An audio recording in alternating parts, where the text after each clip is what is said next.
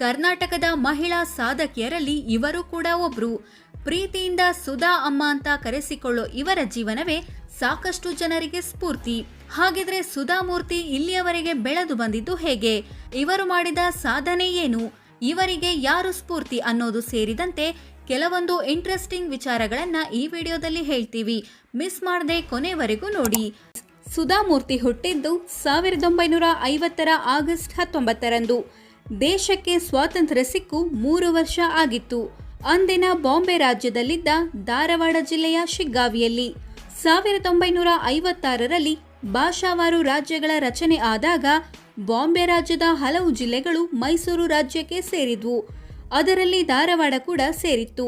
ಇಂತಹ ಧಾರವಾಡ ಜಿಲ್ಲೆಯಿಂದ 1997ರಲ್ಲಿ ಹಾವೇರಿ ಮತ್ತು ಗದಗ ಜಿಲ್ಲೆಗಳು ಪ್ರತ್ಯೇಕಗೊಂಡವು. ಶಿಗ್ಗಾವಿ ಹಾವೇರಿಗೆ ಸೇರ್ತು. ಹೀಗಾಗಿ ಸುಧಾಮೂರ್ತಿಯ ಮೂಲ ಧಾರವಾಡದ ಶಿಗ್ಗಾವಿಯಾದ್ರೂ ಈಗ ಅದು ಹಾವೇರಿ ಜಿಲ್ಲೆಯಲ್ಲಿದೆ. ತಂದೆ ಡಾಕ್ಟರ್, ತಾಯಿ ಟೀಚರ್. ಸುಧಾಮೂರ್ತಿಯವರ ತಂದೆ ಹೆಸರು ರಾಮಚಂದ್ರ ಕುಲಕರ್ಣಿ, ಡಾಕ್ಟರ್ ಆಗಿದ್ರು. ತಾಯಿ ವಿಮಲಾ ಕುಲಕರ್ಣಿ, ಸ್ಕೂಲ್ ಟೀಚರ್. ಈ ದಂಪತಿಯ 4 ಮಕ್ಕಳಲ್ಲಿ ಸುಧಾಮೂರ್ತಿ ಎರಡನೆಯವರು. ಸುಧಾಮೂರ್ತಿಯ ಮೊದಲ ಹೆಸರು ಸುಧಾ ಕುಲಕರ್ಣಿ. ಇವರದ್ದು ಹಿಂದೂ ಧರ್ಮದಲ್ಲಿ ಬರುವ ದೇಶಾಸ್ಥ ಬ್ರಾಹ್ಮಣ ಕುಟುಂಬ. ಈ ಸಮುದಾಯದವರು ಕರ್ನಾಟಕ, ಮಹಾರಾಷ್ಟ್ರ, ತೆಲಂಗಾಣದಲ್ಲಿ ಹೆಚ್ಚು ಕಂಡು ಬರ್ತಾರೆ. ಈ ಸಮುದಾಯದಲ್ಲಿ ಕನ್ನಡ, ಮರಾಠಿ ಮತ್ತು ತೆಲುಗು ಮಾತೃಭಾಷೆ ಹೊಂದಿದವರು ಇದ್ದಾರೆ. ಸುಧಾಮೂರ್ತಿಯವರದ್ದು ಅಪ್ಪಟ ಕನ್ನಡವೇ ಮಾತೃಭಾಷೆ. ಇಂತಹ ಸುಧಾಮೂರ್ತಿ ಚಿಕ್ಕಕೀರ್ತ ಅಜ್ಜ ಅಜ್ಜಿಯ ಮನೆಯಲ್ಲಿ ಬೆಳೆದ್ರು. ಅಜ್ಜ ಅಜ್ಜಿ ಅಂದ್ರೆ ಅಮ್ಮನ ಅಪ್ಪ ಅಮ್ಮ. ಇಂಗ್ಲಿಷ್ ಬರದಿದ್ರು, ಕಷ್ಟಪಟ್ಟು ಕಲಿತ್ರು. ಹುಟ್ಟೂರಿನಲ್ಲಿ ಆರಂಭಿಕ ಶಿಕ್ಷಣ ಪಡೆದ ಸುಧಾಮೂರ್ತಿ ಹೈಸ್ಕೂಲ್ನಲ್ಲಿ ಕನ್ನಡ ಮೀಡಿಯಂ ವಿದ್ಯಾರ್ಥಿನಿಯಾಗಿದ್ರು. ನಂತರ ಪಿಯುಸಿಯಲ್ಲಿ ಸೈನ್ಸ್ ಕಾಲೇಜು ಸೇರಿದ್ರು.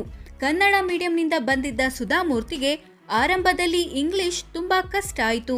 ಅಮ್ಮನ ಬಳಿ ಈ ಬಗ್ಗೆ ಹೇಳಿದಾಗ, ಇವತ್ತಿನಿಂದಲೇ ಇಂಗ್ಲಿಷ್ ನ್ಯೂಸ್ ಪೇಪರ್, ಇಂಗ್ಲಿಷ್ ಪುಸ್ತಕಗಳನ್ನ ಓದು, ಇಂಗ್ಲಿಷ್ ಮಾತನಾಡೋಕೆ ಶುರು ಮಾಡು, ತಪ್ಪಾದ್ರೂ ಪರವಾಗಿಲ್ಲ, ನಿಂಗೆ ಕಲಿಯೋ ಶಕ್ತಿ ಇದೆ ಅಂದಿದ್ರಂತೆ. ಅದೇ ದಾರಿಯಲ್ಲಿ ನಡೆದ ಬಾಲಕಿ ಸುಧಾಮೂರ್ತಿ 1 ವರ್ಷದಲ್ಲಿ ಇಂಗ್ಲಿಷ್ ಕಲಿತ್ರು.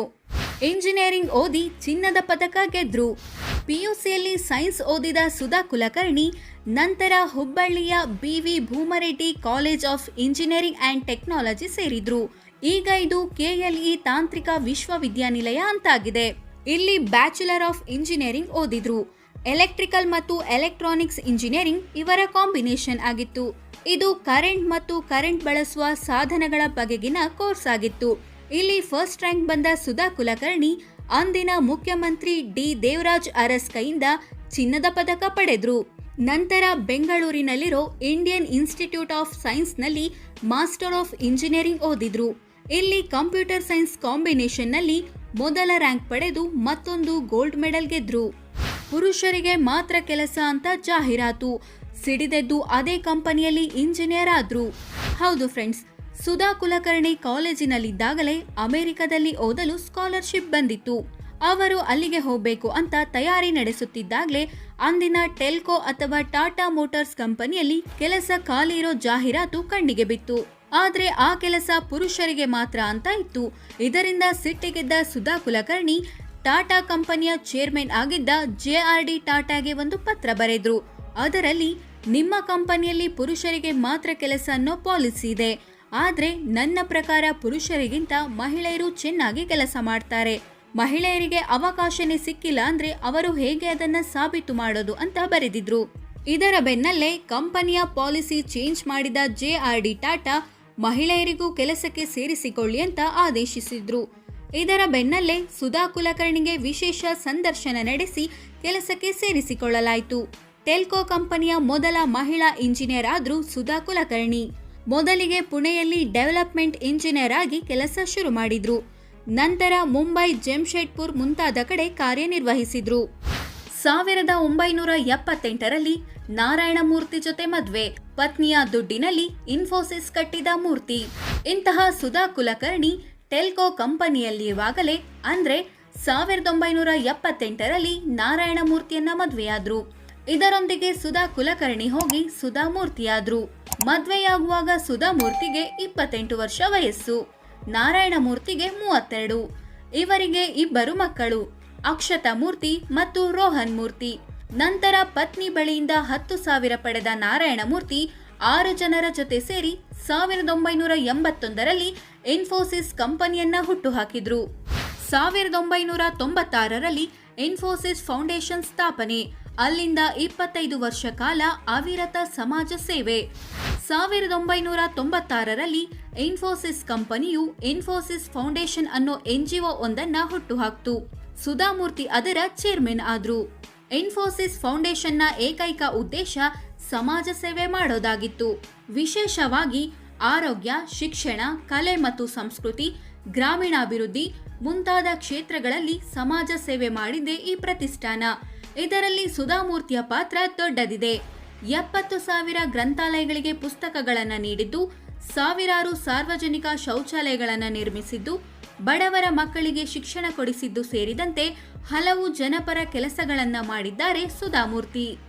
ಕೊರೋನಾ ಟೈಮಲ್ಲಿ ಮಾಡಿದ್ರು ಪುಣ್ಯದ ಕೆಲಸ. ಹೌದು ಫ್ರೆಂಡ್ಸ್, ಯುರೋಪ್ನಲ್ಲಿ ಕೊರೋನಾ ಆರ್ಭಟಿಸುವಾಗಲೇ ಸುಧಾಮೂರ್ತಿಗೆ ಅದರ ಗಂಭೀರತೆ ಅರಿವಾಯಿತು.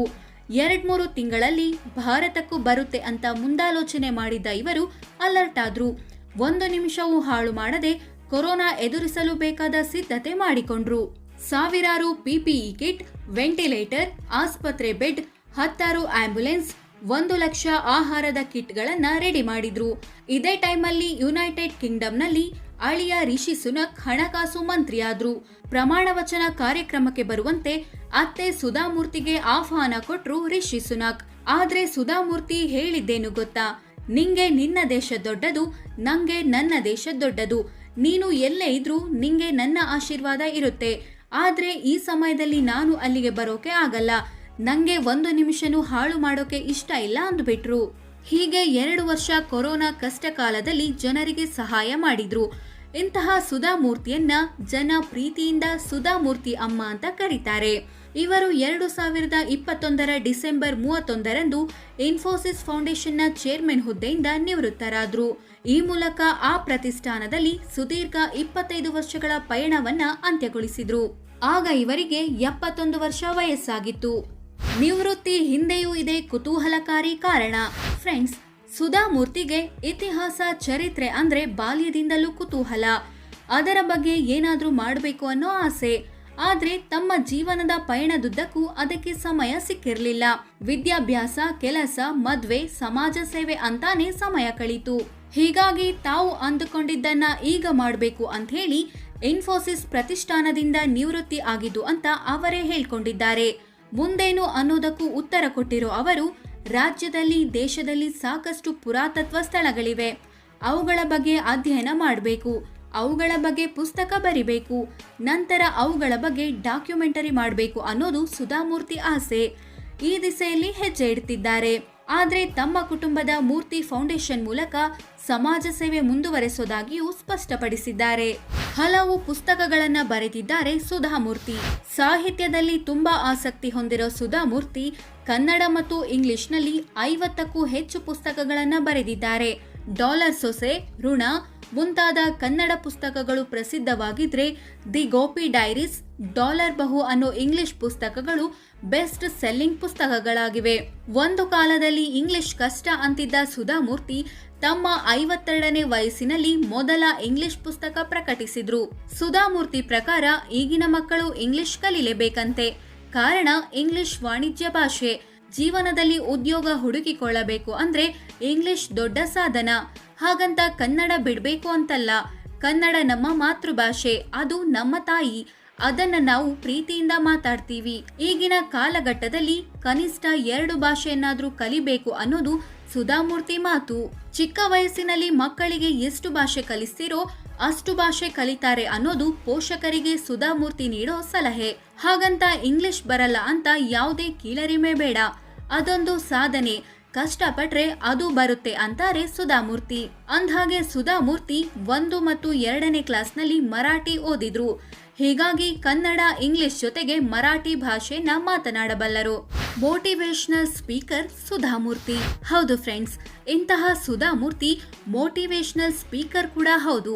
ಸುಧಾಮೂರ್ತಿ ಪ್ರಕಾರ ತಾವು ಮಾಡಿದ್ದು ಸಮಾಜ ಸೇವೆ ಅಲ್ವಂತೆ. ಈ ಕೆಲಸಗಳನ್ನ ಅವರು ಕರ್ತವ್ಯ ಅಂತಾನೆ ಭಾವಿಸ್ತಾರೆ. ದುಡ್ಡು ಇಟ್ಕೊಂಡು ಏನ್ ಮಾಡೋದು, ಮಕ್ಕಳಿಗೆ ಜಾಸ್ತಿ ದುಡ್ಡು ಕೂಡಿಡೋದು ಸರಿಯಲ್ಲ. ಹಾಗಂತ ಮಕ್ಕಳನ್ನ ಬಿಕಾರಿ ಮಾಡಿ ಸಮಾಜ ಸೇವೆ ಮಾಡಿ ಅಂತಾನೂ ಅಲ್ಲ. ಎಷ್ಟು ಬೇಕೋ ಅಷ್ಟು ಮಾತ್ರ ಇಟ್ಕೊಂಡು ಉಳಿದಿದ್ದನ್ನ ದಾನ ಮಾಡಿ ಅನ್ನೋದು ಸುಧಾಮೂರ್ತಿ ಮಾತು. ಇಷ್ಟೇ ಅಲ್ಲ, ದುಡ್ಡು ಇದ್ದವರು ಮಾತ್ರ ಸಮಾಜ ಸೇವೆ ಮಾಡಬೇಕು ಅಂತಿಲ್ಲ, ಎಲ್ಲರೂ ಮಾಡ್ಬೋದು. ಅದು ದುಡ್ಡಿನ ರೂಪದಲ್ಲೇ ಇರಬೇಕು ಅಂತಿಲ್ಲ. ಧೈರ್ಯ ತುಂಬೋದು, ಬಡವರಿಗೆ ಊಟ ಕೊಡೋದು, ಕೈಲಾದ ಸಹಾಯ ಮಾಡೋದು ಕೂಡ ಸಮಾಜ ಸೇವೆ ಅನ್ನೋದು ಸುಧಾಮೂರ್ತಿ ಮನದಾಳ. ಸುಧಾಮೂರ್ತಿಗೆ ಯಾರು ಸ್ಫೂರ್ತಿ ಗೊತ್ತಾ ಫ್ರೆಂಡ್ಸ್? ಸಾಕಷ್ಟು ಯುವಕ ಯುವತಿಯರಿಗೆ ಸುಧಾಮೂರ್ತಿ ಸ್ಫೂರ್ತಿಯಾಗಿರಬಹುದು. ಆದರೆ ಇಂತಹ ಸುಧಾಮೂರ್ತಿಗೆ ಅವರ ಅಜ್ಜ ಅಜ್ಜಿ ಮತ್ತು ತಂದೆಯೇ ಸ್ಫೂರ್ತಿ. ಸುಧಾಮೂರ್ತಿಯ ವ್ಯಕ್ತಿತ್ವದಲ್ಲಿ 50-60% ಅವರ ತಾತ ಅಥವಾ ಅಜ್ಜನೇ ಆವರಿಸಿಕೊಂಡಿದ್ದಾರೆ ಅಂತ ಸಂದರ್ಶನದಲ್ಲಿ ಹೇಳ್ಕೊಂಡಿದ್ದಾರೆ. ಅಂದ್ಹಾಗೆ ಇವರ ತಾತನ ಹೆಸರು ಹನುಮಂತರಾವ್ ಕದಿಂದಿವಾಣ. ಇವರು ಹೈಸ್ಕೂಲ್ ಮೇಷ್ಟ್ರಾಗಿದ್ರು. ಜೀವನದಲ್ಲಿ ನಿಂಗೆ ಹಣ ಜಾಸ್ತಿ ಅನಿಸಿದ್ರೆ ಗ್ರಂಥಾಲಯಗಳಿಗೆ ಪುಸ್ತಕ ಕೊಡು ಅಂತ ಮೊಮ್ಮಗಳಿಗೆ ಸಲಹೆ ಕೊಟ್ಟಿದ್ರಂತೆ ತಾತ. ಇದನ್ನೇ ಮಾಡಿದ್ದಾರೆ ಸುಧಾಮೂರ್ತಿ. ಇನ್ನು ಅಜ್ಜಿಗೆ ಶಿಕ್ಷಣ ಇಲ್ಲ, ಆದ್ರೂ ಮನೆಗೆ ಬಂದ ಅತಿಥಿಗಳಿಗೆ ಬಡವರಿಗೆ ಬಿಸಿ ಬಿಸಿ ಅಡಿಗೆ ಮಾಡಿ ಹಾಕ್ತಿದ್ರಂತೆ. ಮನೆಯವರಿಗೆ ತಣ್ಣಗೆ ಇದ್ದಿದ್ದನ್ನ ಕೊಡ್ತಿದ್ರಂತೆ. ಯಾಕೆ ಅಂತ ಕೇಳಿದಾಗ ಅವರು ಬಡವರು, ಅವರು ಕಾಯಿಲೆ ಬಿದ್ರೆ ಅವರನ್ನ ನೋಡಿಕೊಳ್ಳೋದು ಯಾರು, ನೀನು ಕಾಯಿಲೆ ಬಿದ್ರೆ ನಾನಿದ್ದೀನಲ್ಲ ಅಂತಿದ್ರಂತೆ. ಹೀಗೆ ಬಾಲ್ಯದಲ್ಲಿ ಅಜ್ಜ ಅಜ್ಜಿಯ ಪ್ರಭಾವ ಸುಧಾಮೂರ್ತಿ ಮೇಲೆ ಹೆಚ್ಚು ಬಿತ್ತು. ನಂತರ ಯೌವನದಲ್ಲಿ ತಂದೆಯ ಪ್ರಭಾವ ಬಿತ್ತು. ವೈದ್ಯರಾಗಿದ್ದ ತಂದೆ ರಾಮಚಂದ್ರ ಕುಲಕರ್ಣಿ ನಾಸ್ತಿಕರಾಗಿದ್ರಂತೆ. ಅಂದ್ರೆ ದೇವರನ್ನ ನಂಬ್ತಿರ್ಲಿಲ್ಲ. ಬದಲಾಗಿ ರೋಗಿಗಳಲ್ಲೇ ಅವರು ದೇವರನ್ನ ಕಾಣ್ತಿದ್ರು. ಹೀಗಾಗಿಯೇ ರೋಗಿಗಳ ಸೇವೆಯನ್ನ ದಿನದ 24 ಗಂಟೆಯೂ ಮಾಡ್ತಿದ್ರು. ಇದು ಸುಧಾಮೂರ್ತಿ ಮೇಲೆ ಪ್ರಭಾವ ಬೀರ್ತು. ಇದಲ್ಲದೆ ಇವರದ್ದು ಶಿಕ್ಷಕರ ಕುಟುಂಬ. ಇತ್ತ ಅಜ್ಜನು ಮೇಷ್ಟ್ರು, ಅತ್ತ ತಾಯಿಯು ಟೀಚರ್. ಇದರಿಂದ ಸುಧಾಮೂರ್ತಿಗೆ ಹಣಕ್ಕಿಂತ ಪುಸ್ತಕದ ಮೇಲೆ ಪ್ರೀತಿ ಬಂತು. ಬಟ್ಟೆ ಸಂಗ್ರಹಕ್ಕಿಂತ ಲೈಬ್ರರಿ ಮೇಲೆ ಪ್ರೀತಿ ಬಂತು. ಸರಳ ಜೀವನಕ್ಕೆ ಕುಟುಂಬದಲ್ಲಿ ಪ್ರಾಧಾನ್ಯತೆ ಇತ್ತು.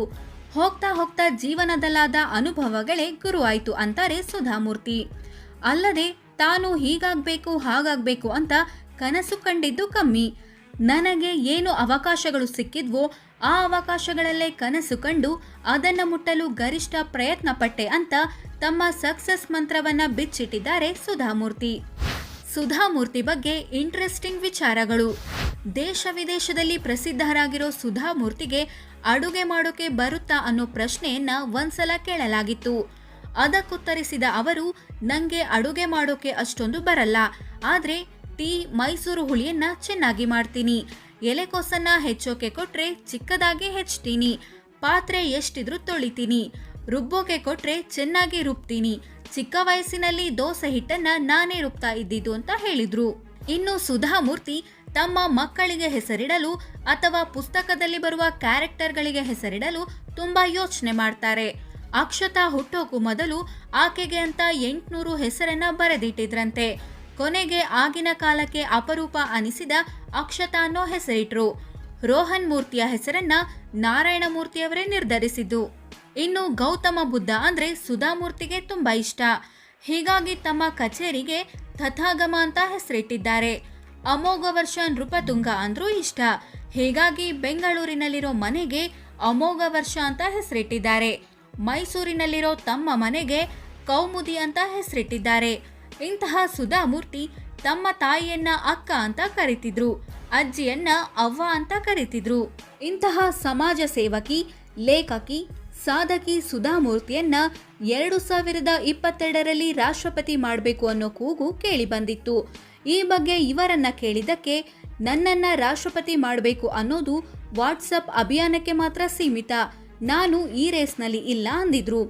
ಇನ್ನು ಸುಧಾಮೂರ್ತಿಗೆ ಹಲವು ಪ್ರಶಸ್ತಿಗಳು ಸಂದಿವೆ. 2006ರಲ್ಲಿ ದೇಶದ 4ನೇ ಅತ್ಯುನ್ನತ ನಾಗರಿಕ ಪ್ರಶಸ್ತಿಯಾದ ಪದ್ಮಶ್ರೀ ಸಿಕ್ಕಿತ್ತು. ಇದಲ್ಲದೆ ದಾನ ಚಿಂತಾಮಣಿ ಅತ್ತಿಮಬ್ಬೆ ಪ್ರಶಸ್ತಿ ಸೇರಿದಂತೆ ಹಲವು ಪ್ರಶಸ್ತಿಗಳು ಬಂದಿವೆ. ವಿವಿಧ ವಿಶ್ವವಿದ್ಯಾನಿಲಯಗಳು ಗೌರವ ಡಾಕ್ಟರೇಟ್ ಕೊಟ್ಟಿವೆ. ಈ ಮೂಲಕ ಸುಧಾಮೂರ್ತಿ ಡಾಕ್ಟರ್ ಸುಧಾಮೂರ್ತಿ ಆಗಿದ್ದಾರೆ. ಇಂತಹ ಸುಧಾಮೂರ್ತಿ ಹಿಂದಿಯ ಕೌನ್ ಬನೇಗಾ ಕ್ರೋರ್ಪತಿ ಮತ್ತು ಕನ್ನಡದ ವೀಕೆಂಡ್ ವಿತ್ ರಮೇಶ್ ನಂತ ಕಾರ್ಯಕ್ರಮಗಳಲ್ಲೂ ಕಾಣಿಸಿಕೊಂಡಿದ್ದಾರೆ. ಮೈಸೂರಿನಲ್ಲಿ ಒಂದು ರಸ್ತೆಗೆ ಡಾಕ್ಟರ್ ಸುಧಾಮೂರ್ತಿ ರಸ್ತೆ ಅಂತಾನೂ ಹೆಸರಿಡಲಾಗಿದೆ. ಇಂತಹ ಸುಧಾಮೂರ್ತಿ ಬಗ್ಗೆ ನಿಮಗೆ ಏನನ್ಸುತ್ತೆ ಅಂತ ಕಾಮೆಂಟ್ ಮಾಡಿ ತಿಳಿಸಿ. ವಿಡಿಯೋ ಇಷ್ಟ ಆಗಿದ್ರೆ ವಿಡಿಯೋಗೊಂದು ಲೈಕ್ ಕೊಡಿ, ಎಲ್ಲರಿಗೂ ಶೇರ್ ಮಾಡಿ. ಧನ್ಯವಾದ.